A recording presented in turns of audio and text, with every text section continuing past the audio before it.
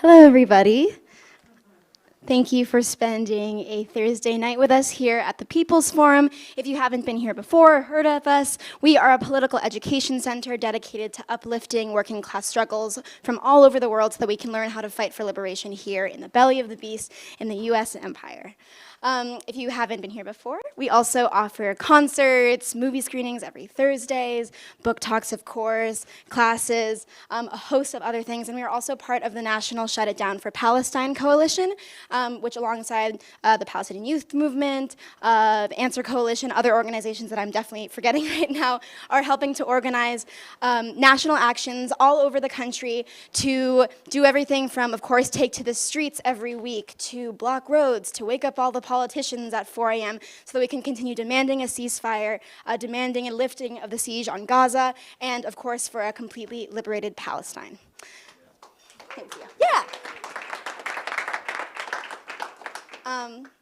And interestingly, or maybe you already expect this is an excellent segue into tonight's book talk, and I want to make sure I get this right, but even from looking at the war in Gaza, the first 2 months generated more planet-warming emissions during the first 2 months that were greater than the annual carbon footprint of more than 20 of the world's most climate-vulnerable nations.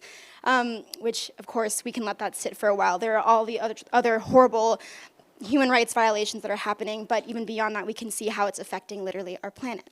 And so based on the US's basically unconditional support for Israel and its genocide that it's carrying out and has been carrying out for 70 plus years, we can see that our government has no loyalties to our basic human rights, to our planet, and instead prioritizes profit and war and all of the horrible stuff that doesn't matter to everyday Americans and everyday working class people across the world. And so that's why it's important to undertake studies like the one that Ashley has done, called Environmentalism from Below, how global people's movements are leading the fight for our planet. Because we know that change isn't going to come from these imperialist governments that are focused on raising funds for their campaigns. It's going to come from the people who have stakes in protecting this planet and living on it for as long as we can and sustaining our lives here. And so that's why we're very excited to host this talk, and I want to give a shout out, of course, to Haymarket, to Common Oceans, for helping us make this happen tonight. And so to introduce, of course, our two guests who will be speaking tonight, we have the author tonight, who's Ashley Dawson, who is a professor of English at the Graduate Center and City University of New York and the College of Staten Island, and he is also the author of several books on key topics in the environmental humanities, including People's Power, Reclaiming the Energy Commons, Extreme Cities, The Peril and Promise of Urban Life in the Age of Climate Change, and Extinction, A Radical History. He's also a member of Public Power New York campaign and the founder of the CUNY Climate Action Lab. And he's, of course, a longtime climate justice activist. Woohoo! And in conversation with him will be Femi Táíwò, who is Associate Professor of Philosophy at Georgetown University. His public philosophy, including articles exploring intersections of climate justice and colonialism, has been featured in The New Yorker, The Nation, Boston Review, Dissent, The Appeal, Slate, the list goes on. And he is also the author of Elite Capture, which we've also had for a book talk here at the People's Forum. Plug, and reconsidering reparations. And so that's enough for me. If you're interested in getting involved in Shut It Down for Palestine, we have volunteer meetings every Monday at 6:30 here, and we're organizing more actions to come. But other than that, I'll pass it over to you two, and that's enough for me. Thanks so much.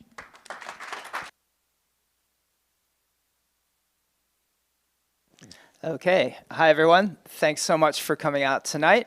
It's wonderful to see you all. I also want to thank People's Forum for hosting us tonight, and also thank the entire crew at Haymarket Books. It's so exciting to have this book circulating in the world. It was just published 2 days ago. Unfortunately, there aren't copies of the book here at the moment, but I have a few more postcards that make great bookmarks and also have directions about how you can order copies of the book if you choose to do that. So if I didn't give you one before the event started, please come get one from me at the very end. I'm going to be in dialogue with Femi Táíwò. I'm so excited to be in conversation with you. Before we start, though, I wanted to just give a very quick framing of the book by telling you all where the book came from.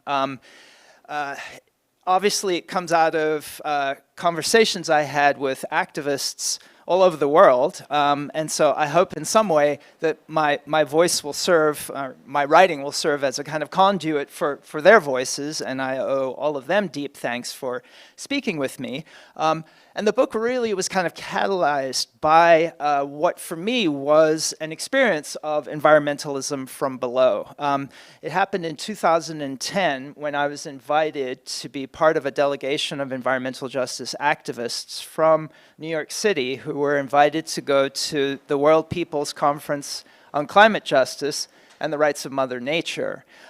This conference was organized by the Movement for Socialism and Evo Morales of Bolivia after the UN climate conference that took place about 6 months earlier. In other words, in 2009. Some of you may remember that was the Copenhagen climate conference, which many activists had really hoped would lead to really radical accords for diminishing carbon emissions, but instead, under the pressure of elite states, including the US, any kind of ironclad commitment to cutting emissions was gutted there. So it was kind of the beginning of the trend towards the Paris deal, where emissions cuts are purely voluntary. And Evo Morales and other activists from throughout the global south saw that as a tremendous tragedy and something that had to be fought against. And so they organized this kind of counter summit in Cochabamba, Bolivia in the spring of 2010.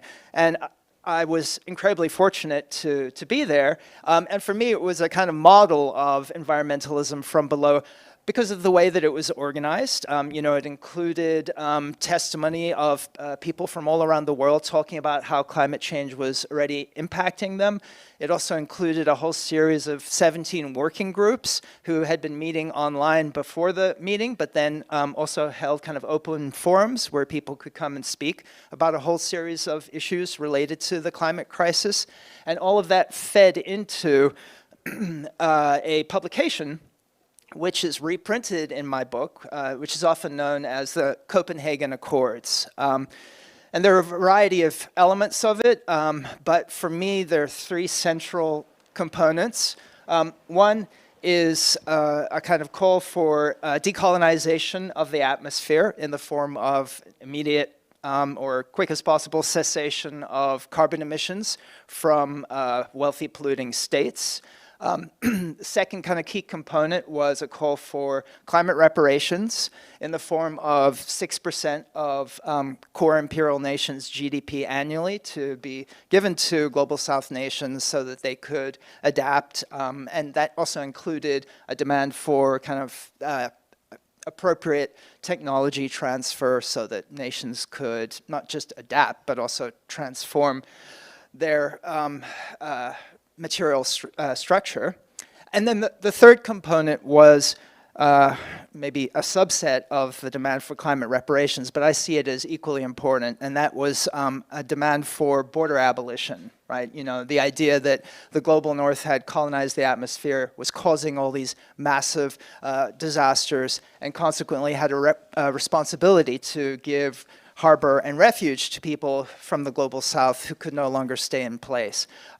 So the Cochabamba Accords were incredibly inspiring and I think remain a kind of horizon of struggle. And what I tried to do in the book was to think through how those accords could inform an ecological reconstruction coming from the global south. And I tried to sort of connect with movements and see what had been done in the 10 years since the Cochabamba meeting and what still needed to be done, and how these movements of environmentalism from below could be carried forward as the climate crisis, which of course is a kind of intersectional crisis, how that crisis bites deeper and deeper.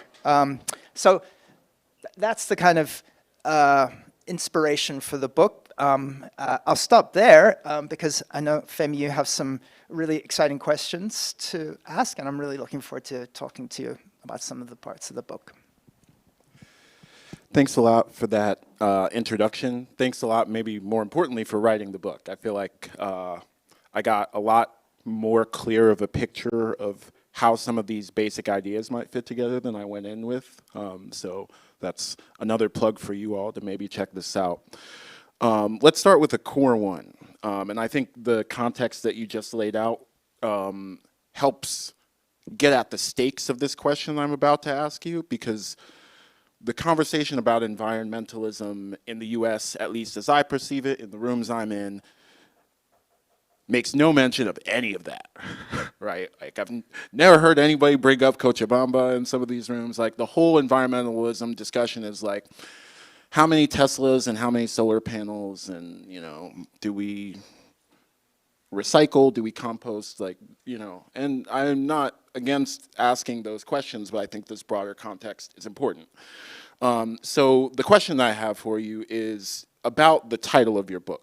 Right? If you wouldn't mind, could you just explain, as you see it, what the contrast is between environmentalism of the poor, which you discussed in the introduction? Guha and Martinez-Allier have this idea of environmentalism of the poor, environmentalism from below, your kind of core concept, and the other environmentalism I was talking about, environmentalism as bourgeois, as global north institutions kind of frame environmentalism. Great, thank you so much for that question. Yeah, so as you say, Ramachandra Guha and Joan Martinez-Allier developed this idea of environmentalism of the poor in the 1980s, and it is the kind of core theoretical substrate of my book and what I try to develop. For those of you who know Rob Nixon's work, Slow Violence and Environmentalism of the Poor, you know, other people have tried to do similar kinds of work with Guha and Martinez-Allier's idea. So the kind of basic point of their argument is that, you know, they were writing in the 1980s, and so they were looking at the environmental movement in the US and other Western nations and comparing it with what they were seeing in places like India. And that meant that they had a very contrasting idea about environmentalism. On the one hand, you know, there was US-based environmentalism that comes out of a kind of settler colonial mentality that sees nature as kind of wilderness, something separate from people, and that in the course of the 1960s had developed into a kind of reform movement that tried to put in place environmental regulations. So, for instance, you know, Rachel Carson famously kind of kickstarted the second wave of the environmental movement in the 1960s with Silent Spring. And that led to the banning of DDT, you know, to the Clean Air Act, and to formation of the Environmental Protection Agency. So, really important changes. But if you think about it, they tended to be working through sort of bourgeois legal reform and via the state. And of course, that's a weakness now, because we've had decade after decade of right-wing efforts to dismantle or weaken or co-opt those kinds of state-based forms of regulation. Guha and Martinez-Allier, looking from the perspective of a country like India, we're looking at a movement like the Chipko movement, which was a movement of indigenous people in India who were quite literally some of the first tree huggers. I mean, they were going into the forests in the foothills of the Himalayas to prevent the Indian State Forestry Agency from cutting down and harvesting that timber. So they were putting their bodies on the line and fighting the state, essentially, in doing that, right? So, you know, it was a movement that came out of mass action of poor people that involved nonviolent direct action. And, you know, there were other movements going on at the time as well. In the book, I talk, for instance, in my chapter about struggles around energy in the global south. I talk about Maoist movements among indigenous populations in India. So, you know, there was what we would now call a kind of diversity of tactics going on in this kind of grassroots environmentalism that included everything from, you know, sort of symbolic struggles and cultural production to mass nonviolent direct action, and even armed conflict. So there was a very strong distinction playing out there. And I want to basically think about how that kind of environmentalism of the poor or environmentalism from below deploys a whole range of tactics and is unfolding globally, and particularly in global South nations where the environmental crisis is biting deeper and deeper, right? So when Guha and Martinez-Alier were writing, they were thinking about relatively localized conflicts. And I want to argue that there are a whole range of conflicts which are now forming a kind of global network. They aren't necessarily linked into one another. I do talk about global organizations that are wonderful examples of transnational solidarity, like La Via Campesina or the slum dwellers and shack dwellers movement, which is also international and kind of confederated. But I'm also interested in kind of informal movements that are happening in the form of protests that are relatively maybe what we would call spontaneous, but kind of added up turn into a really important kind of mass movement.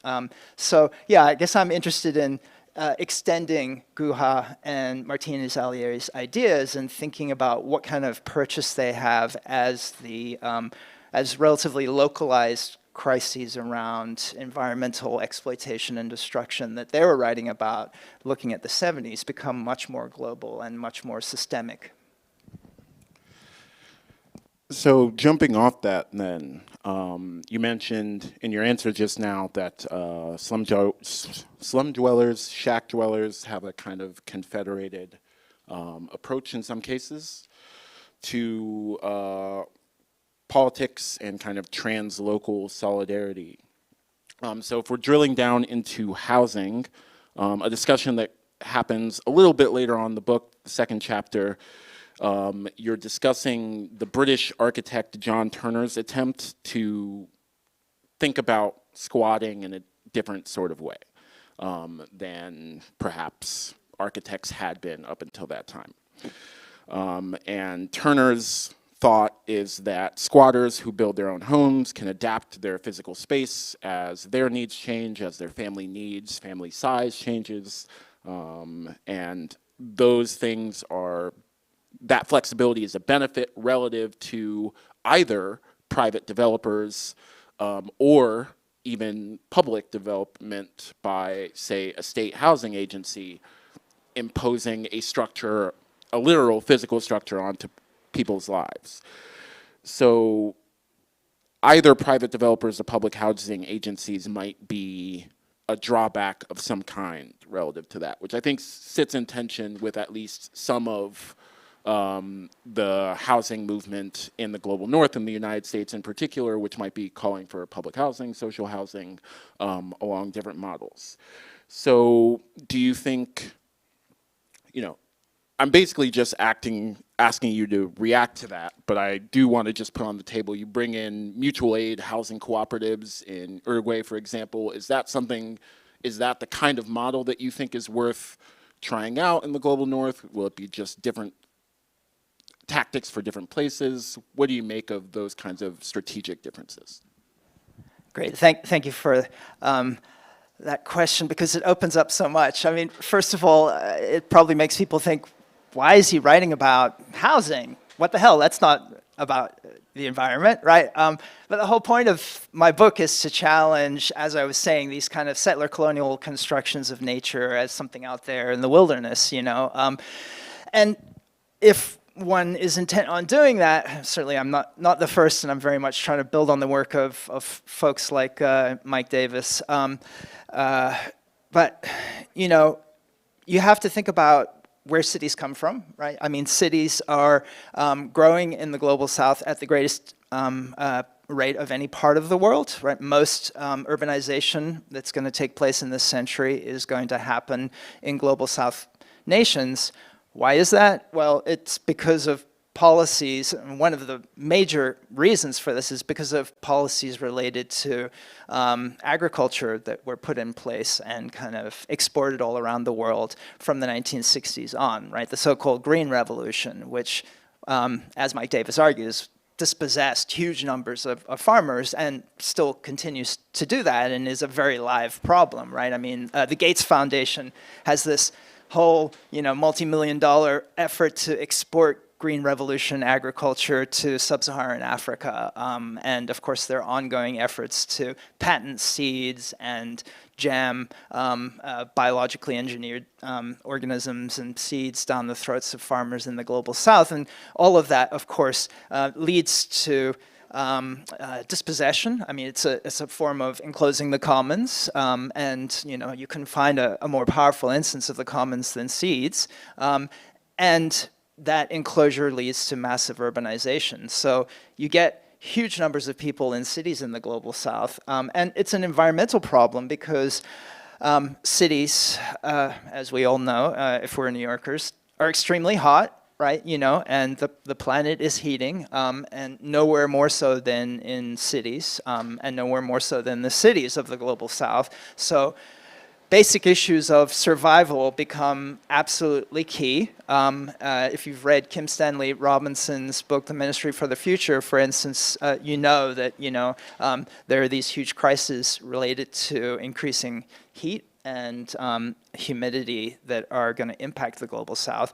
And the other major issue is, of course, the fact that people living in cities don't have access to food in the same way that people in rural areas do. So, when the price of grain goes up, you have the threat of mass famine, and as a result, the likelihood for what I call urban climate insurrection, right? Struggles over just bare life, essentially, and the ability to get food that unfolds. So these issues are hugely pressing and are going to create more and more disruption globally in the future, and they're already doing that, right? Over the last 10 years, there have been a whole series of urban struggles, which are kind of intersectional struggles, but so there are lots of different components driving them, but the increasing climate crisis is a really important one of those factors. So I talk about all of that, and then I try to theorize urban climate insurgency, and I want to talk about things like mass protests in response to lack of access to food, but I also want to show how people are trying to organize in other kinds of ways, which is where some of the work that you're alluding to, Femi, comes in.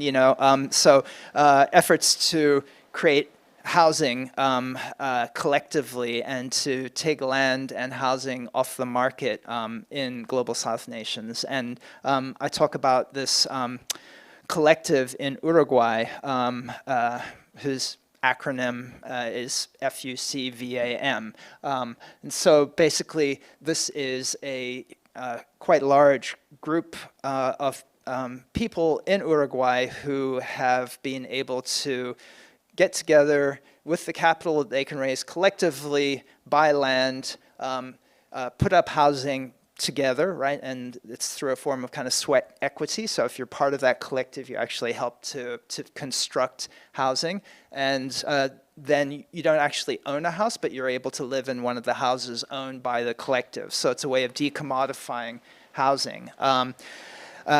And it's hugely influential and extends beyond just, the right to have a house, right? FUCVAM has been very important in resisting efforts to shift to kind of privatize, for instance, the telecom industry in Uruguay, and also to shift to the right in the country's electoral politics, right? So it's a really interesting model, a sort of social mobilization that begins with this collective effort. And I do think it can be an interesting model for the US. Here in New York, I don't know how much this is the case in DC, but in New York, many environmental justice movements have been getting involved with the model of community land trusts, which comes out of the civil rights movement, right? Civil rights activists were organizing people in the South to register to vote, and then, of course, the white landowners would kick sharecroppers who were registered to vote off their land. So, the organizers realized that they had to have some way to help people stay on the land, and came up with this model of a kind of collective or communal purchase of the land and construction of housing. And there's an effort that's proliferating quite a lot among, interestingly, not just housing organizations, but also environmental justice organizations in New York City to establish community land trusts as a way to kind of decommodify land. The thing that I think that can be learned by groups involved in CLTs here in New York is that the organizations in a place like Uruguay are really mass organizations. I mean, there are like hundreds of thousands of people involved in FUCVAM, and that gives them political weight, but also the capacity to really take significant swaths of housing off the market and, you know, decommodify it and make alternative kinds of structures. And, you know, if we could have something like that here, I imagine, you know, we could not just argue far more effectively for universal rent regulation, but, you know, for like a people's bank, or even for socialization of finance capital, you know, right? Why should we keep having hedge funds bankrolling developers who then displace people? So, you know, it's really about building a mass movement through collectivizing housing. And, you know, again, all of this has an environmental import, right? Because a city that is socially just is a city that is also going to be better able to withstand the climate crisis. You know, a city that is more aligned with climate justice and where people can fight for climate justice better. So I really see those things as dovetailing. So I want to kind of ask you a similar question, but maybe focusing on the other side, so the people that the mass movements would be confronting, and another area. So rather than housing, let's think about energy, because this is maybe a little more obviously related to the climate crisis problem, and something that you had some interesting lines of thought about in your book. So in the US, on the kind of climate environmentalist left, I think what the cool kids are doing is energy democracy, right? We want public grids, we want public ownership. You know, I wouldn't say that without qualification, but that's the sense I get from a lot of different organizations who are, you know, anywhere sunrise and further left. But your book discusses the potential pitfalls even of publicly owned energy, which I think are well known throughout the global South. And one of the examples that you focus on is Eskom, so South Africa's publicly owned grid. And in South African politics generally, there's a long-standing conversation about state capture, the kind of association of corruption and undermining of public institutions that I think over here we more reflexively attribute to corporations directly. So do you think energy is any different from housing? Is what we're looking for a kind of mass movement on the scale of the housing movement in Uruguay, or would you say something different about the US context or the global North context around energy than you would around housing? Yeah, oh boy. It's good, really good questions, tough ones though. Thank you. You know, I guess what I would say is just on a kind of basic structural level, there is a distinction between energy and housing, because you can have something like a CLT, community land trust, and if you can take over, you know, as has happened in New York, a few blocks or, you know, put up a few buildings, it can be a big victory. You can kind of create an autonomous zone. Maybe that can be a model, but just in and of itself, it's important to kind of decommodify, and it can continue to exist, right, once you've got the CLT in place for 100 years or however long. Energy, because of its technical aspects, is different from that, right? You know, you have to have a kind of unified grid, because if you don't, then there's the danger that people who don't have the capital to basically, you know, go it alone and put up solar panels and and have a battery in their basement will be left without energy, faced not just with energy poverty, but with a real crisis to their lives. And that's what's driving the part of the movement in South Africa. So in the book, I talk about the Soweto Electric Crisis Committee, which my friend Trevor Ngwane helped to found. A wonderful instance of environmentalism from below, right? So, what happened in South Africa after the end of apartheid was that the ANC, wait, let me back up for a second. The energy grid in South Africa, which is run by Eskom, right, as you said, which is the Afrikaans word, for energy service, essentially, basically provided energy for white people, for, affluent white people, but first and foremost, it provided energy for the minerals complex in South Africa. That means for the diamond and gold mines, right? So, you had state sector or kind of supported private gold mining and diamond mining firms like Anglo-American who were digging up gold and diamonds, and they were doing that with energy that was being generated by Eskom, and it was some of the cheapest energy in the world. And you also had coal mining corporations that were digging up coal and providing that coal to Eskom, right? So there was a very nice kind of triangulation going on between the minerals energy complex. After the end of apartheid, the ANC promised to give energy to the people, and they did a pretty good job of doing that. They about, I think, 80% of South Africans have access to electricity at this point. That project of extending electricity is notable, but what started to happen was that working class people, people in the townships couldn't keep up with the rates that the utility was charging. And so the utility went around and cut power off to people, and it started claiming that they were not paying because they were extending the apartheid era tactics of striking, refusing to cooperate with the government. What Trevor told me was that, this was not true. These were people on fixed income, quite poor people. They were doing their best to pay. They were paying part of their bills every month, and yet Eskom just cut them off. And, Johannesburg and places like that get very, very cold in the winter. So it was really a life and death issue.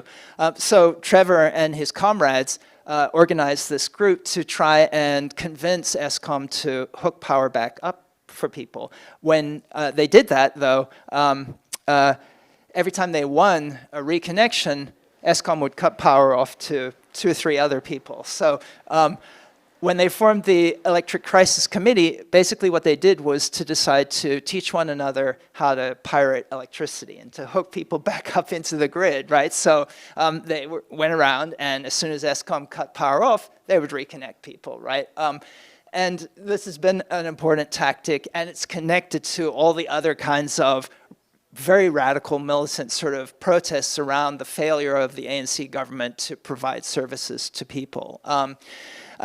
And I think this shows us really how the grid is different from housing, right? Because the people who are kind of doing a kind of decentralized, defecting from the grid in South Africa are white people. They're the people who have access to paying for a solar panel and connecting some kind of storage. So the question of what happens to Eskom is really a key kind of question that large numbers of people are really involved in. The ANC has responded to the need to transition to energy, renewable energy, by putting in place an energy transition policy that brings in lots of private renewables developers, most of them from Europe.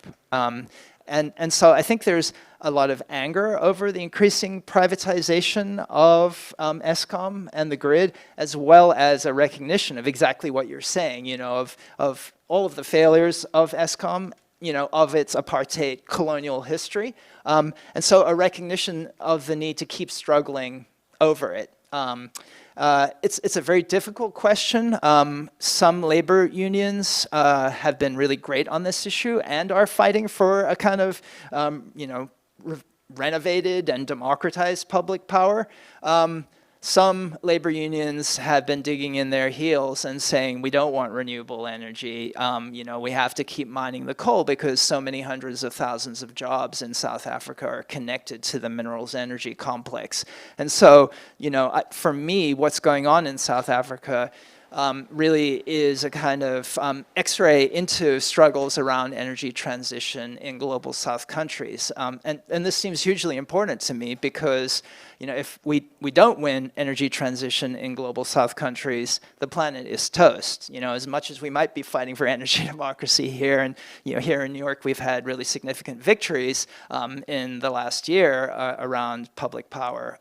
But it will be absolutely meaningless if global South nations don't engage in energy transition. And again, what's happening is that global North countries not only are not supporting that, but are actively militating against efforts to have genuine energy democracy in the global South. The World Bank is trying to dismantle public power provision systems in most sub-Saharan African countries, for example. So, one thing that we as activists here can do, going back to your opening point, Femi, is, not just think locally about energy democracy, but, think about how our struggles here for energy democracy need to be connected to efforts to fight against, kind of neoliberal efforts by the World Bank in global South countries and against this kind of model of market-led energy transition that even a country like South Africa has kind of accepted hook, line, and sinker.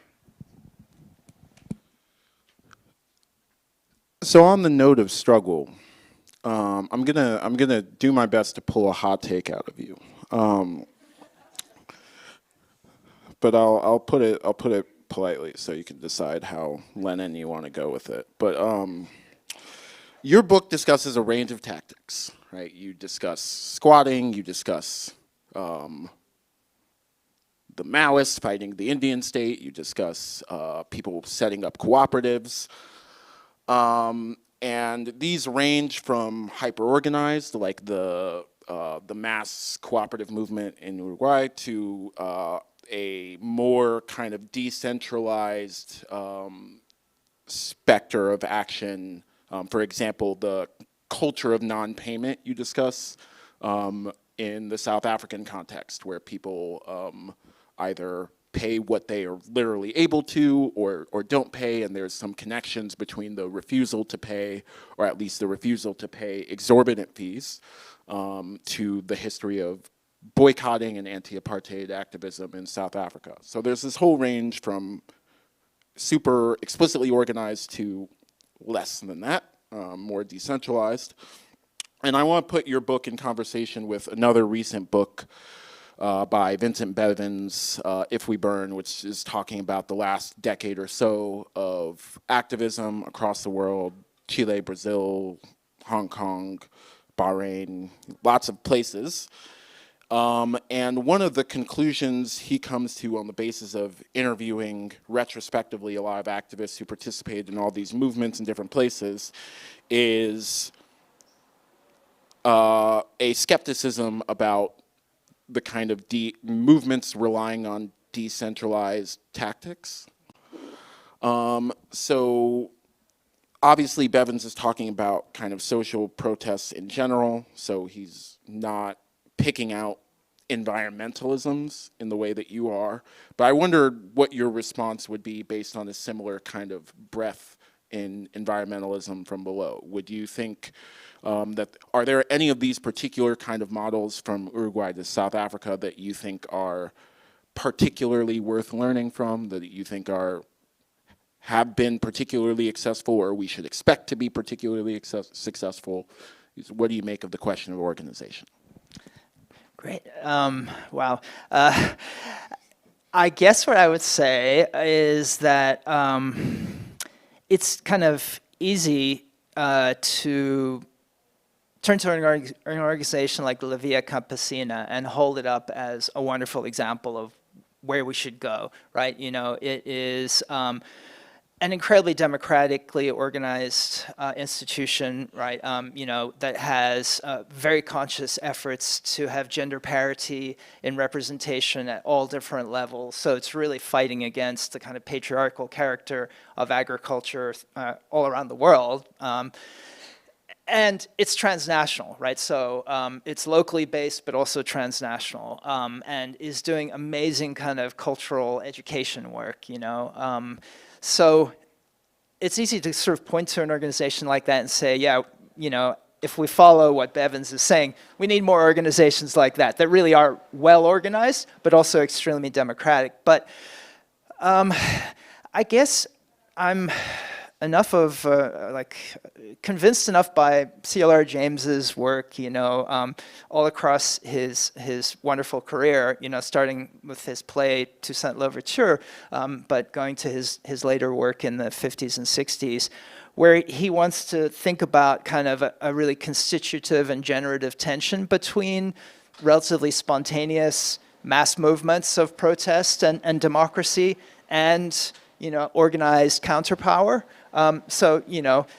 He, I think, would be interested in things like unions and workers' councils. And by the way, I think Bevins slightly gets Lenin wrong and sort of wants to emphasize Lenin as a kind of, democratic centralist who was a proto-Stalinist. And of course, we know that Lenin actually believed very much in the workers' councils that erupted during the October Revolution. So we could also talk about that aspect of Lenin, someone interested in building really anti-hierarchical, democratic, and militant organizations that constitute a kind of anti-bourgeois counterpower. But I think it's useful to sort of think about those kinds of tensions. And so the kind of spectrum or the gamut of environmentalism from below movements or tactics and strategies that you were alluding to and that I try and talk about in my book,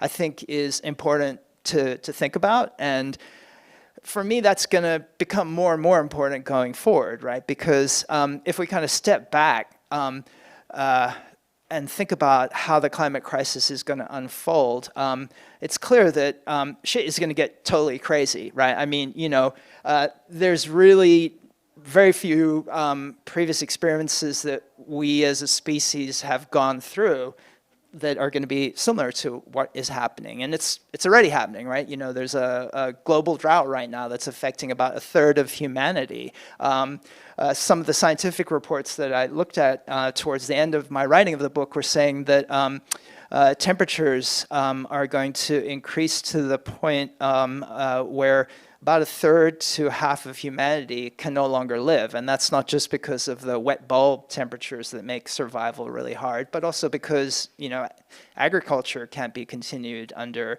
the kinds of heat conditions that we've got kind of baked in. And if you think about it, when did humanity face these kinds of conditions in the past? Maybe, at the end of the Ice Age. But at the time, we're actually relatively well organized. We're organized, if you've read David Graeber and David Wengrow's book, into sort of, relatively small bands of nomadic people who could move as waters advanced and receded. But now, we're stuck in these ridiculous concrete cities, the majority of humanity, most of which are built in low-lying coastal areas that are going to flood. And of course, we're trapped in these horrible bourgeois nation states that the Western countries have exported globally over the last couple of hundred years, and that prevent the kind of movement that we need to have. So I kind of end my book by saying that migration it should be a right. But even if wealthy nations are trying to stop it, it's an act of environmentalism from below, which masses of people are already engaging in, and far more people are going to be engaging in the future. So I think we need to think about a whole kind of spectrum of struggles, including kind of quite carefully organized and democratic counterpower, but also, people moving spontaneously and in mass, because we're going to be seeing more and more of that. All right, we are trapped in a floodplain. But no, seriously, that was great. I have a million more questions, but I assume I'm not the only person who does. So at this point, I think it would be good to open it up to audience questions. We have a microphone at the back, so raise your hand and we will get a microphone to you. Hi, thank you so much for that. Great questions, great answers. My question has to do with the intersection of food and energy sovereignty. So, did you witness any collectives that let me frame it this way. The way you were describing non-grid participating energy sovereignty was very private, like individual kind of homesteader sort of style. Maybe I got that wrong. I've been involved in something that's larger than that in Greece, where I have roots. But have you seen in the Global South different collectives that are engaged in forms of energy and food sovereignty together, right? In the style of this housing collective that you were discussing, right? Because I see that as like the holy trinity of a real environmental justice, right? Housing sovereignty, food sovereignty, and energy sovereignty, so that they can, remove themselves from the clutches of corporate or state-sponsored power over them, right?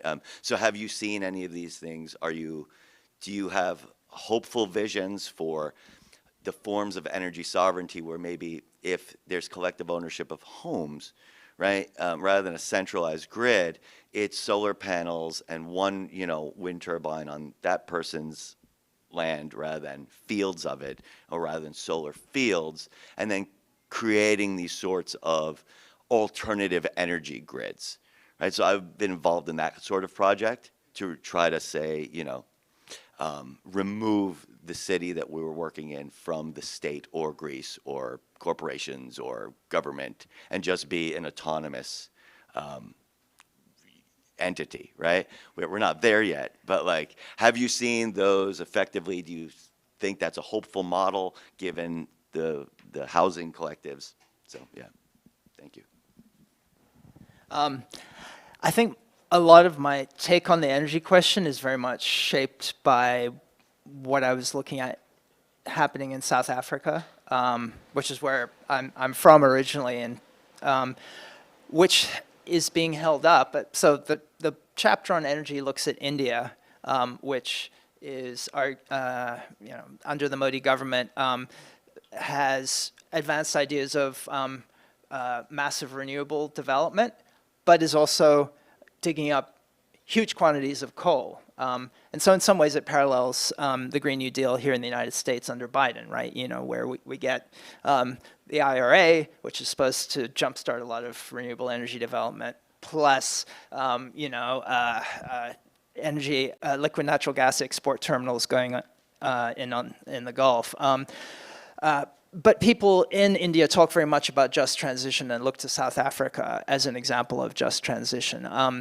And in South Africa, I think there's a lot of concern because of the history of apartheid, of people wanting to, go off grid, and it tends to be the more affluent people in society who are doing that. So I didn't see as many examples of that as you have encountered. It's an interesting example, but I would definitely say that kind of trifecta that you're talking about is very much in people's awareness. It's just that it tends to be sort of seen as part of a national project that would be rolled out on a municipal level. So I was very much influenced by the Alternative Information Development Center, the AIDC, which is based in Cape Town, and who put forward this idea of 1 million climate jobs, where they talked about how township authorities in South Africa could not only build lots of houses, as the ANC has been trying to do, but also put solar panels on those houses and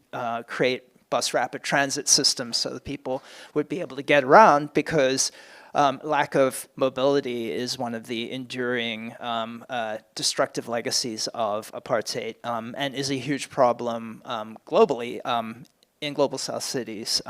So yeah, I think, and again, you can't really build a road individually or even like in a small group. So the same kinds of structural issues that I alluded to in energy provision, I think are also come up in terms of mobility, which is so important in terms of cities. So I think that was really my kind of focus, but that's not to say there aren't possibilities for interesting sort of synergies, between like municipal, local authorities and what is being conceptualized on a kind of broader, more structural level.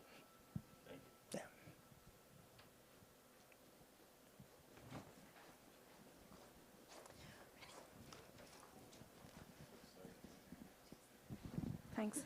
Thank you. Hi. Thanks. That was really interesting. My question is around the kind of language that we use, and I was wondering, especially in the beginning when you were speaking, how much you think, both of you maybe, how much we should or need to hold on to this label of environmentalism, specifically considering, or like this language of environmentalism, because for me it has this very sanitized policy focus that I think a lot of people have grown so suspicious of because of the way that it has been, I don't know, subsumed into these kind of very state-centric policy kind of arenas, and especially considering the kind of genealogy of bourgeois or Western environmentalism coming from like nationalist kind of settler colonial conservation politics. And so especially when we consider how like migration as an act of climate reparations, as an act of decolonization,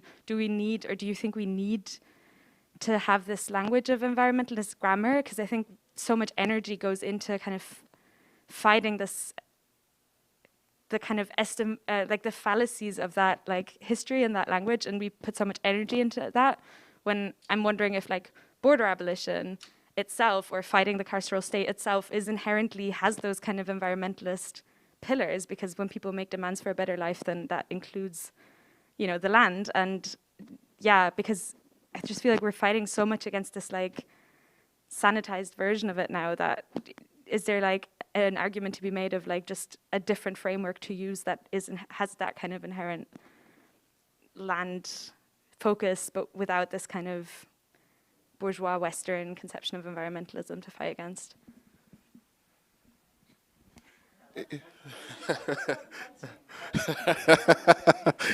I mean, I'll just say quickly, I think I look at the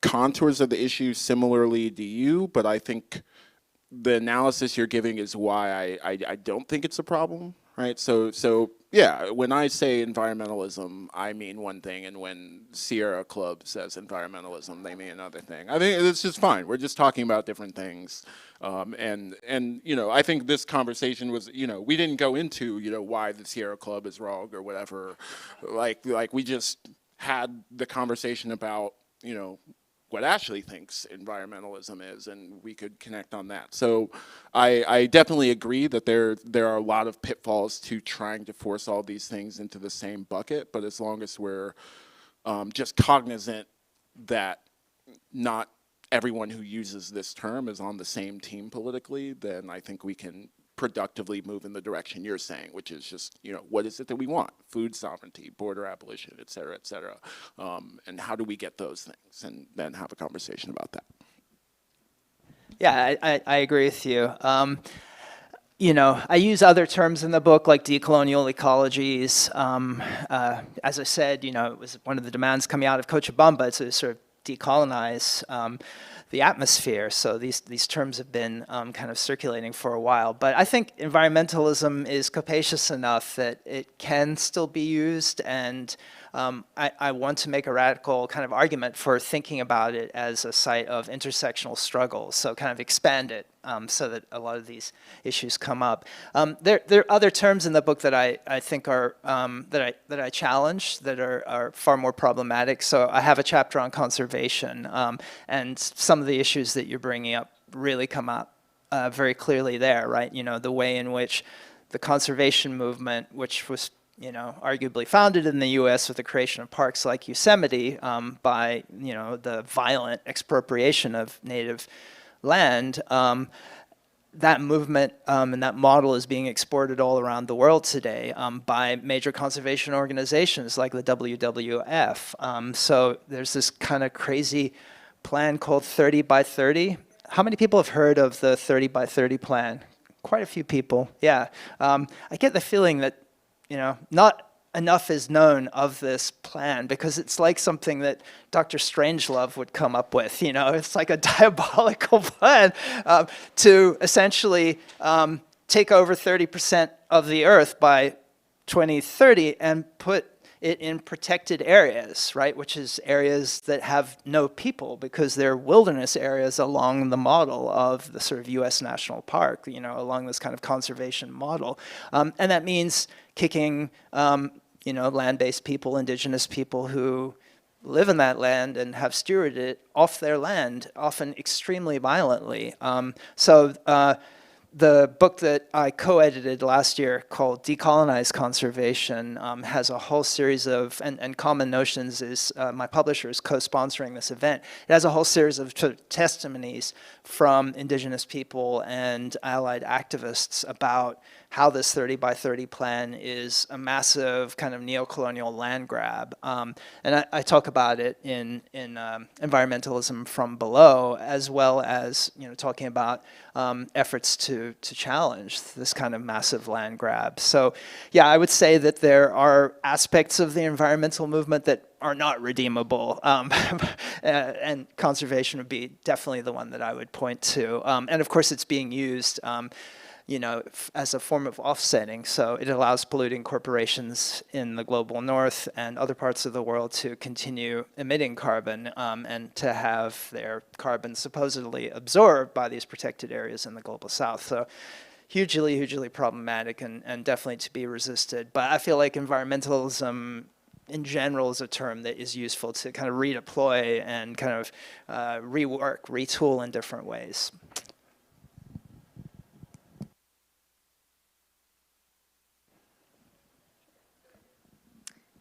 Hi, thank you so much. My question actually builds on this last question, and I wasn't so much thinking about the grammar of these terms, which is a really great point, but I am really interested in how an environmentalism, in the way you are both using this term, is connected to eco-narrative and the ways that we re-narrate our relationship to the environment.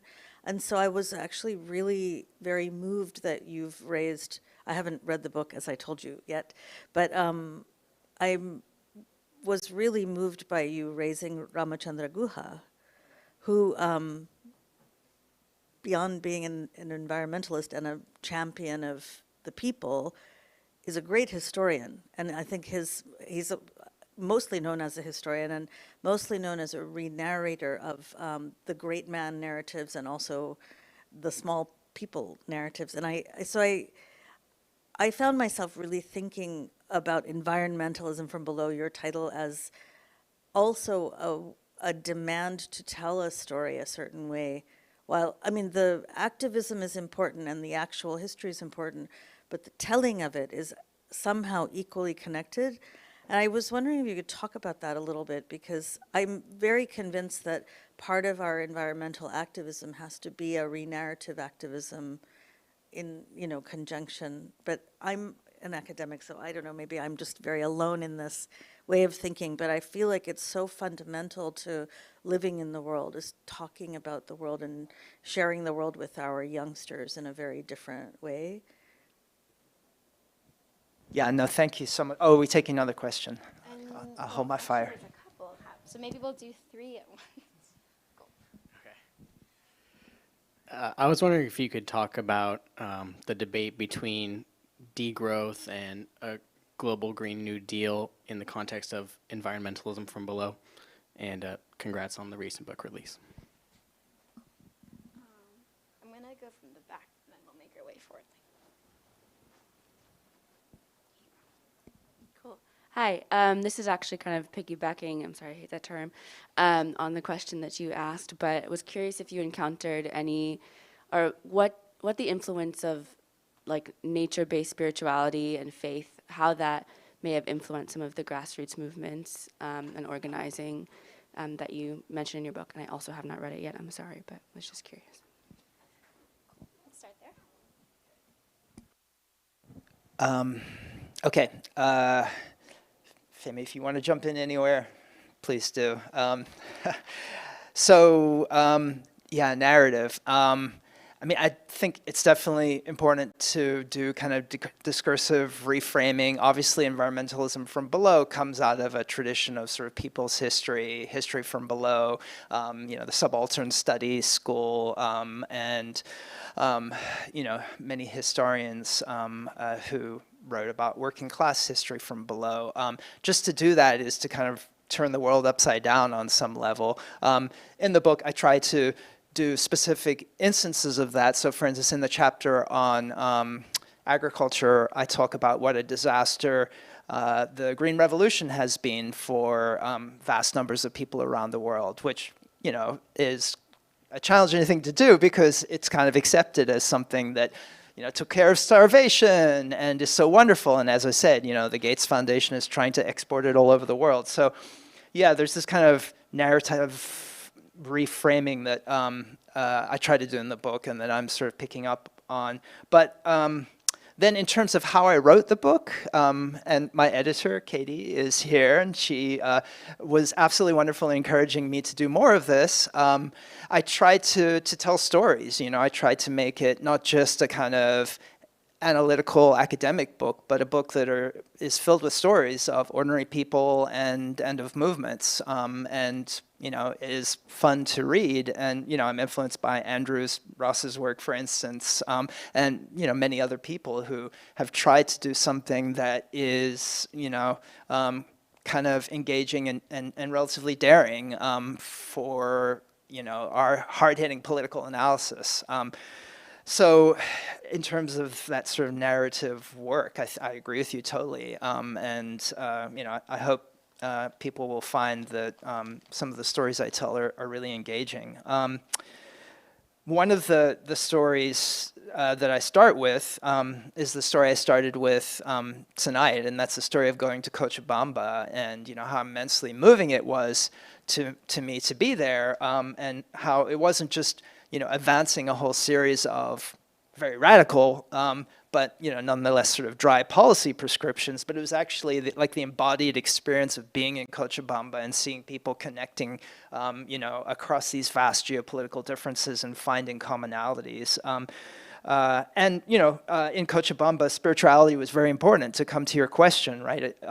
It was officially not just the conference about climate change, but about Mother Earth, right? And the kind of indigenous concept of Pachamama and a whole kind of spiritual, but also kind of ontological reframing of the relationship between human beings and the Earth, other species, and the Earth itself is part of the project that was very much highlighted there, and I think which is very central to a lot of these movements, obviously including movements here in the United States. It wasn't just Cochabamba. I also was fortunate to attend some of the counter summits at the COP meetings. I never actually got into one of the UN climate meetings, the official halls, but I was outside, and so I was around folks like Tom Goldtooth of the Indigenous Environmental Network, and their sorts of ideas about the relationship of indigenous people to the land are obviously really, really important. The last question about degrowth versus Green New Deal. I mean, one of the reasons I wrote the book was that I felt like a lot of the Green New Deal proposals that had been talked about in the United States and other core imperial countries like Britain were not only kind of problematically Keynesian in the sense that they imagined doing a lot of economic spending to build out renewable energy to get the economy going again and to grow more, so they weren't explicitly about degrowth, but also they were very much organized around the nation state, and specifically Western nation states, and therefore not really thinking about redistributing resources and about what ecological reconstruction that comes from the global south and from the needs of the majority of people on the planet would look like. And so obviously there has to be degrowth in the north, and the question of what direction change goes in the global south is key. I did an event in Boston 2 days ago, and my friend Sanjay Krishnan said to me, well, what do you say to middle class people in nations like India? And I don't know if anybody here has an answer, but I kind of felt like, what do you say? Well, which side are you on, right? I mean, the crisis is going to intensify, and the idea that, India has a right to energy sovereignty and should keep mining coal seems incredibly short-sighted, given India's vulnerability to climate crisis. So, transformation has to be, and ecological reconstruction has to be in play everywhere, but degrowth is clearly most important in the wealthy countries of the global north. And so we have to fight for that, I think. And by that, I don't mean we shouldn't build wind turbines, right? We clearly need to grow some things, but we also need to shut down all the stupid capitalist industry that is useless and destructive and polluting.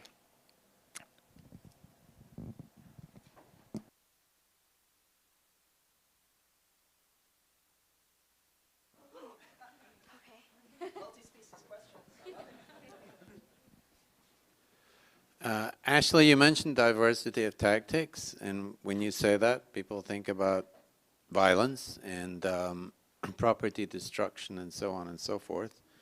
And there is there's an honorable tradition within ecology of sabotage and property destruction in one fashion or another. And I feel we're on the precipice of another wave of this. I mean, we've all read how to blow up a pipeline or thought about it, and in our minds I think we've all imagined how we might do that. Exactly. And you mentioned Ministry for the Future, which I think the turning point in that book is when the agency goes rogue and starts to authorize these acts of violence against executive jets and also oil barons and so on and so forth. So not just property destruction, but also assassination. Is that part of environmentalism from below? And how does your how does that mesh with that what I consider an honorable tradition and one that's on the verge of being revived with a vengeance?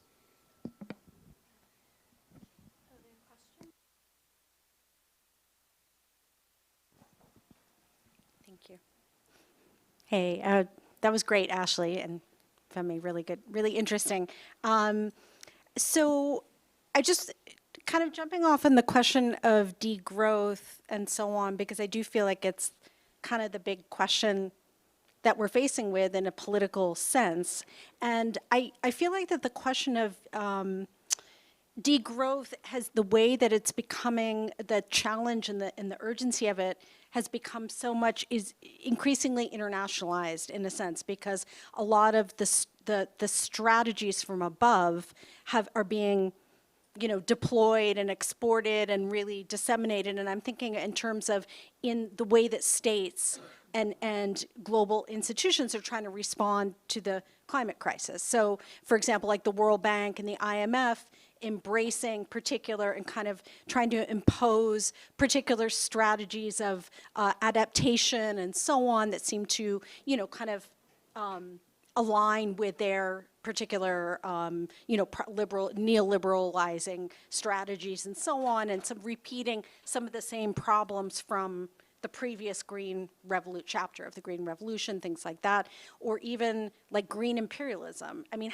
there is a massive fight that's beginning to get underway with the sort of fight over things like green minerals, from lithium and cobalt and so on, and people like Thea Riofrancos writes really interesting stuff about that. And so I guess, what to me, thinking about those kind of things, then the question of a political response sort of then it kind of poses a particular sort of question, and then what does organization from below look like? And I'm just sort of wondering, and you were, Femi, when you were talking about a kind of more from like localist versus, I think you were sort of getting at that, like localist versus a broader one.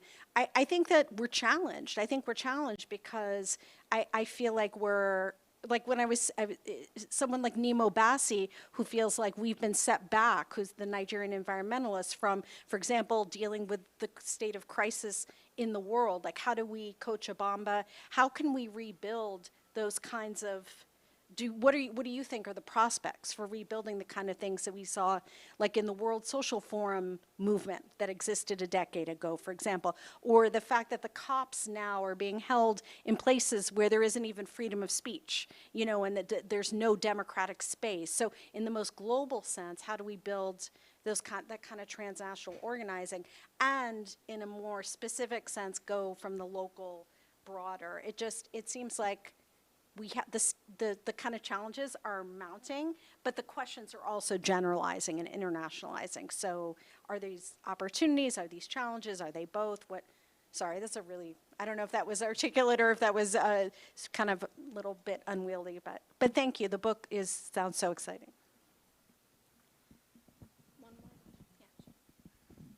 I guess I just want to pop in because I feel like this is related to that in a follow-up question. What you talked about in the Cochabamba Accords about one of the key provisions being the right of migration as a climate issue as well as every other kind of thing. Maybe I'm in the wrong spaces, but that seems like completely absent from discussions in the U.S., even on the left or whatever, around migration. And I'm wondering to what degree, since the Cochabamba Accords, are some of the different environmental from below movements around the world, is that actually a living, breathing part of environmental movements, or is that something kind of like what Lee was just saying, that maybe has been a little stillborn from that time of like international convergence and stuff like that?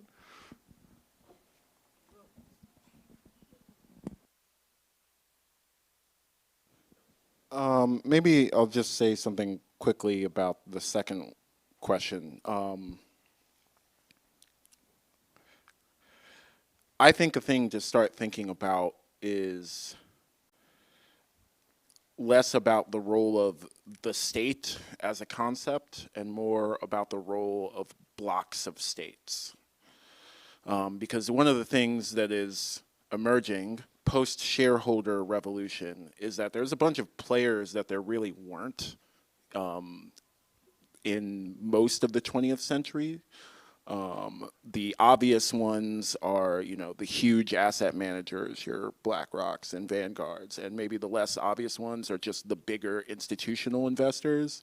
I find out weird shit all the time. Apparently, like, my retirement is why the Cerrado region of Brazil is getting deforested. That's weird. California pension funds all over South America. And these aren't things that we're even able to track from, an employer to employer, shop to shop, union to union level. It's just very difficult to keep track of this scale of things, but that's what's happening with capital. So these asset managers will sit down with states and be like, here's what hospitals you're getting, here's what roads you're getting, and here's what the tolls are going to be on those roads so that we can guarantee a certain rate of return to shareholders. And this is a whole aspect of what governing even means that I don't know that the left has even metabolized intellectually, much less, has a range of actual tactics to address. All of which is just me trying to say, we're at the point where, we need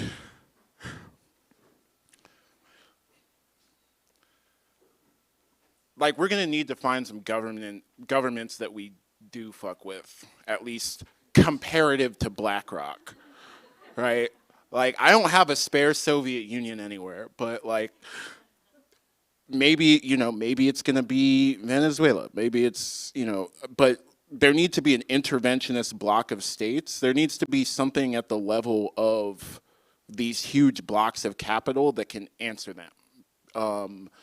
And I don't, this is my hot take. Like, we need mass movements, we need unions, we need, peasant movements, we need, housing movements, all of that. But, we also need forces larger than that, literally larger, more people, more resources, to start bullying some of these fractions of capital, in particular the fossil fuel companies, but also all these other people that I just mentioned. And until we can wield the kind of blocks that can get state governments to do that, maybe it's going to be South Africa, maybe it's going to be the African Union as a bloc, maybe it's going to be some kind of South-South alliance, but until we can do that, not just at the level of people's movements, but with either state power or something that is geopolitically the equivalent of state power, we're going to have a pretty rough time.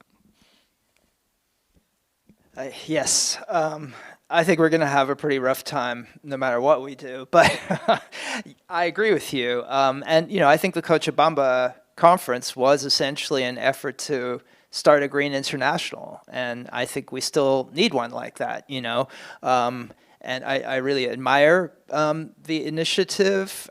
As I said, I feel like the demands that were articulated there are a kind of horizon of struggle, but the question of what kind of power is going to realize or push for those demands is kind of key. And the fact that, even the most tepid requests for climate reparations have not been granted, right? The latest COP, they finally said, yes, we're going to have some kind of reparations authority in place, but none of the money's really come. And they've, the international forum has seen something similar like that around loss and damage previously, which was articulated in Warsaw, right, in 2014 or something like that. So we've had that for a while, and it's not just been a risable amount of money that's been put towards loss and damage. Most of it has been in the form of loans, not grants, right? So it's digging the debt trap even deeper. So just kind of imperial power is so strong and so oppressive.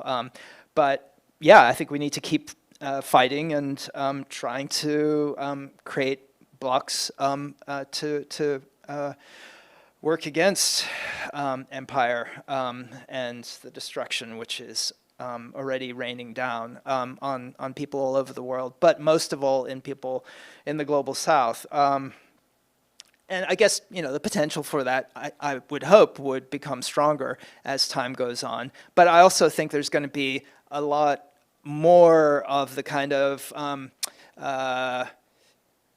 disorganized or unorganized, spontaneous insurrectionary stuff that I talk about in the book, and which, I think someone like Kim Stanley Robinson fudges a little bit, right? Because he has this Ministry for the Future, which supposedly has an underground wing, but it might actually be a grassroots group based in India, and we're not quite sure exactly who's making it happen. So I feel like Kim Stanley Robinson has this kind of, what he wants to believe in our liberal kind of international institutions can be reformed, or that there are some groups within them who can make them do the right thing. And history really doesn't suggest that that is going to happen. So he sort of fudges that question. I think we're going to see a lot more property destruction and a lot more violence happening for sure, including assassinations of elites. In the book, I talk about the Maoist struggle in India, which is about resistance of Adivasi populations, indigenous people, to displacement from their forests by the Indian National Forestry Organization, which continues policies that the British set up, essentially, of trying to commodify and commodify forests and dispossess their occupants. So there's kind of armed resistance to that, but also increasingly to efforts to extract coal from those same forests.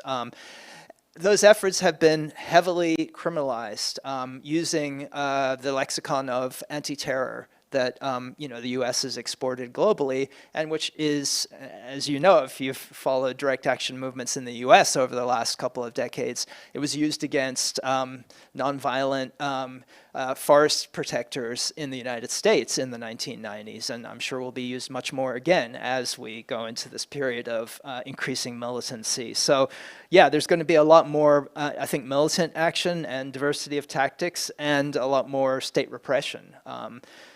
So again, sort of which side are you on is going to become an increasingly pressing question. And as far as your question about migration, the mainstream environmental movements have been absolutely horrible about this. They've tried to get people to buy into environmentalism and to kind of cut carbon emissions by saying, unless you do this, there are going to be thousands and millions of people moving, right? So the kind of inherent idea that we want to build the borders or keep the borders intact, and the kind of racist presuppositions that go behind that have been central to a lot of that environmentalism. And of course, that's being picked up by eco-fascists today, right? As well as people who are fascist but not explicitly ecological. There's obviously a very dangerous trend towards fascism, which is manifesting not just in wealthy countries, but also in the global south. And a lot of it is connected to the climate crisis. So I think this is going to be a real kind of fault line of struggle going forward as the climate crisis intensifies, and as forms of dispossession that are connected to it become ever more widespread and destructive. Cool. Yeah, I was going to say we can take one or two more questions as a final round. Hands up. Okay, those two. Thanks so much for this. I'm stoked to read the book. I feel like when you're kind of looking at everything, it can feel really devastatingly dire. So I feel like I would love to hear from both of you what gives you the most hope in all of that.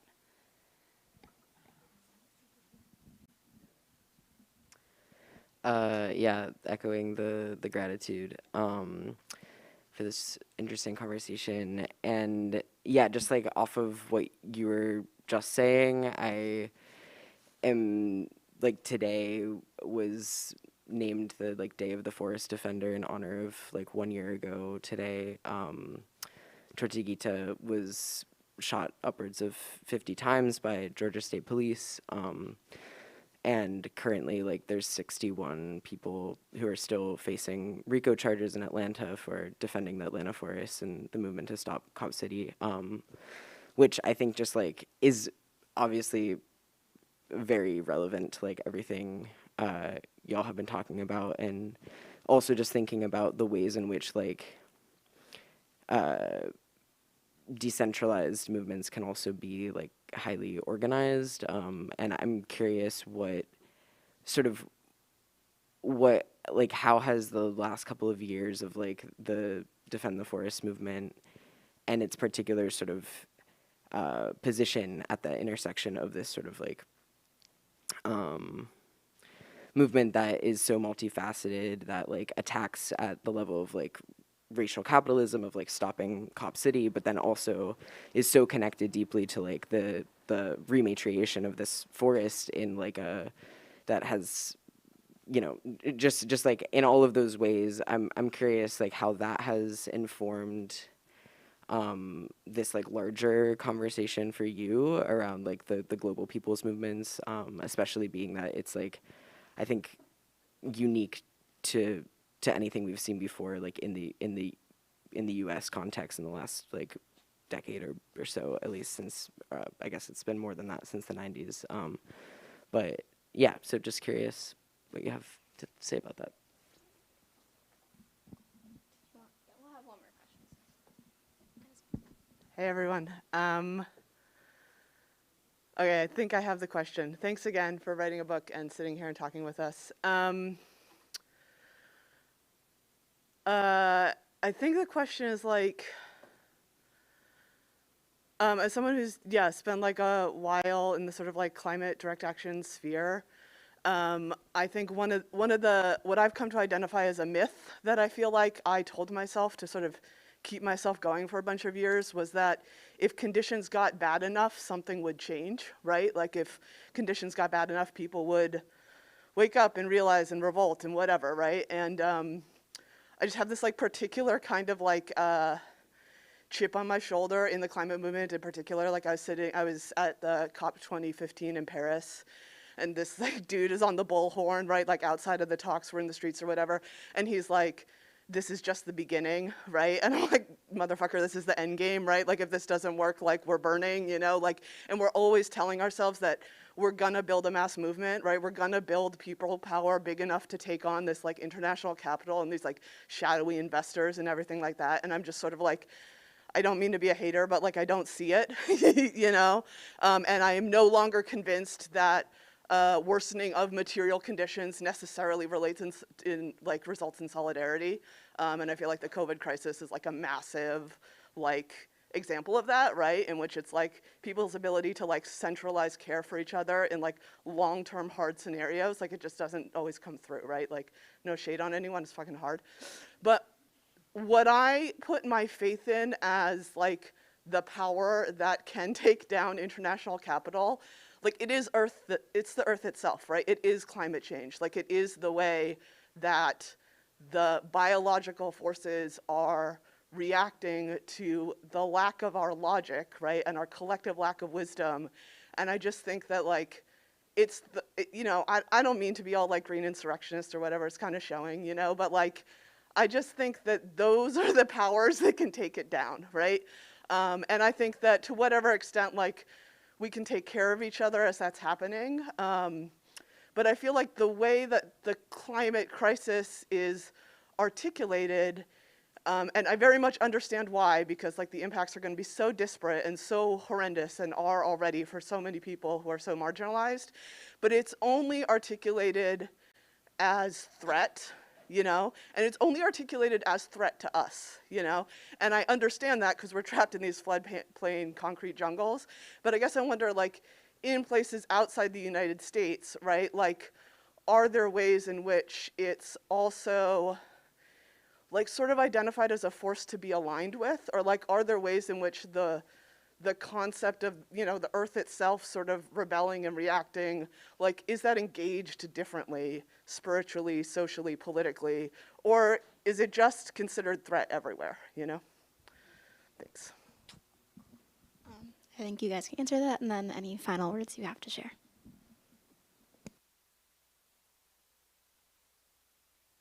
Okay, let's see. Thank you all for your wonderful questions. Thank you so much, Femi, for your absolutely amazing questions. So much to think about, and it's been such a wonderful evening. I really appreciate you all for coming. Just wanted to say that before I try and answer some of this final round of questions.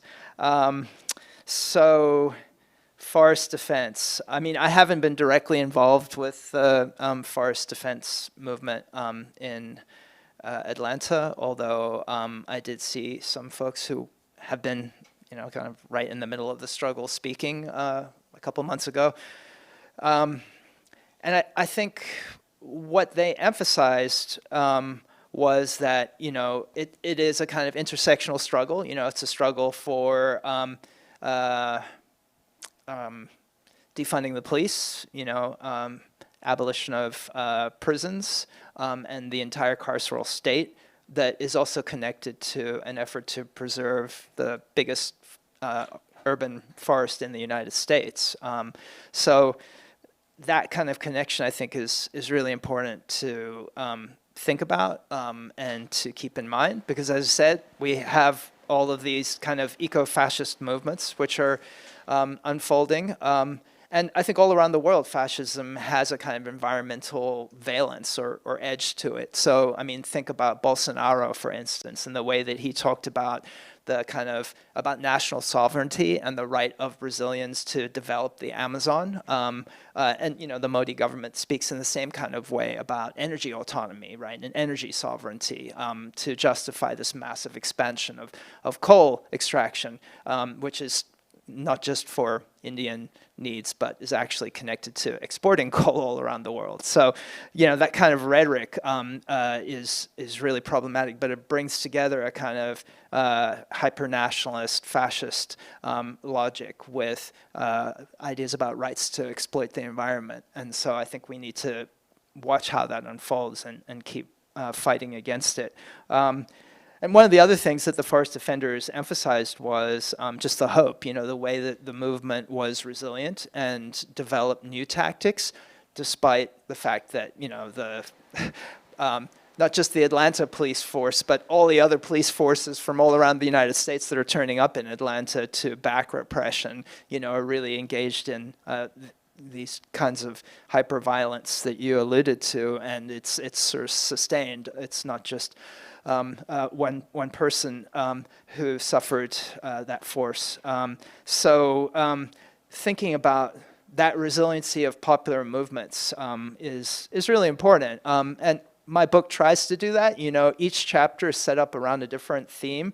I talked a little bit about energy, agriculture, et cetera, et cetera. And within each chapter, I start by trying to set the picture, right, which involves explaining what the hegemonic forces are. And it's a fucking depressing picture because, they are so overwhelming and so apocalyptic. But then each chapter also tries to talk about movements of environmentalism from below and how they're resisting. So, there are all these incredible stories of people fighting back. We don't yet have a Green International. Maybe we never will, but there are all of these forces fighting to support one another and fighting against oppression around the world. And I do think that to go back to what you said about the kind of earth rebelling, we are going to be in increasingly revolutionary conjunctions as a result of the climate crisis all around the world. It's going to be the global south that is there first. They already are there. There are thousands and thousands of protests happening all around the world all the time, which we in the United States, here in the belly of the beast, don't hear about. And it's important to keep that in mind and to try and figure out ways to be in solidarity with those movements and those protesters. But there are also tens of thousands of deaths happening, right? People being displaced from like Bangladesh who end up as migrant workers in Abu Dhabi and then die. Basically, their bodies are just boiled alive while they're working doing construction because temperatures are so hot there. So, when we talk about diversity of tactics and militant resistance, it's important to remember that the polluting elites who are responsible for the situation we're in are responsible for tens of thousands of deaths all the time, and we need to keep organizing against that. In terms of whether people, in my experience, sort of see the earth as rebelling, I would say that the idea of Pachamama that I alluded to already is really key in sort of understanding that the earth is a force that we have an important relationship with, and that if we don't respect the earth, it's going to rise up.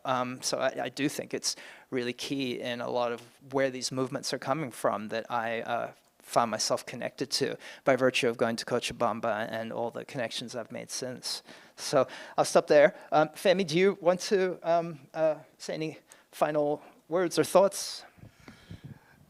Yeah, I'll just say quickly, and I always find myself saying some version of this, but just I'm connecting the first question about hope to the last question, reminding us that material conditions don't, in and of themselves, cause change or lead people to the light politically, and a thing that a historical fun fact that I often share with students is a rough translation, I'm just going to paraphrase, of a French planter in 1790, saying, our Negroes are very tranquil. They don't even dream of revolt. Everything's good over here, which, if you know a little bit about history, in that date was world historically wrong. That's top 5 wrong anyone's ever been about anything. And, not for nothing, that guy had no reason to believe that he was wrong. I mean, he had reason to believe that he was wrong about their psychology, but he had no reason to believe that he was wrong that the French colony of Saint-Domingue would continue. It had continued for decades and decades. And the fact that it was destroyed is not because in 1790 people, you know, for the first time looked around and decided that they didn't care for chattel slavery, right? It was not an ideological shift, but the political conditions that made revolution possible changed, and so that's what happened. You know, my parents were born colonial subjects of the British Empire. They, you know, grew up hearing, you know, in their little boarding schools things about how the sun would never set on the British Empire, and lo and behold, it has set on the British Empire, right? Fuck them. So all I'm trying to say is things change. We can't always see the seeds for those changes in advance. And things have changed in a big way very recently, you know, like from my parents to me on a planetary scale. And so to answer directly, finally, the question about hope, you know, I try to avoid the word hope, but the thing that keeps a smile on my face in the midst of these very shitty circumstances is, as far as I can tell, the elites, fossil capital, and capital in general, they are as petrified as we are. Right? That's the one glimmer of hope that I have. They're trying to build their bunkers. They have weird dreams of moving to space. You know, every other ad on YouTube is BP saying, you know, oh, we make jobs. Oh, please don't blow up our pipelines. Like there's a desperation on their side of politics that I think is reflective of an understanding that they have lost something generationally, right? The sun is setting, not just on the British Empire, but on the license for fossil fuel to operate, and on, you know, a number of other right-wing aspects of politics as usual that people are beginning to push back on. On the one hand, that explains a little bit of the financial and other support for eco-fascism that we're seeing, and maybe those guys will win. But on the other hand, it shows some maybe demographic support for our side of things, and maybe we'll win. And, you know, you can't really do better than that. All right, on that note, thank you so much, Femi. Thank you all for your questions and for coming out tonight. Thanks, everybody.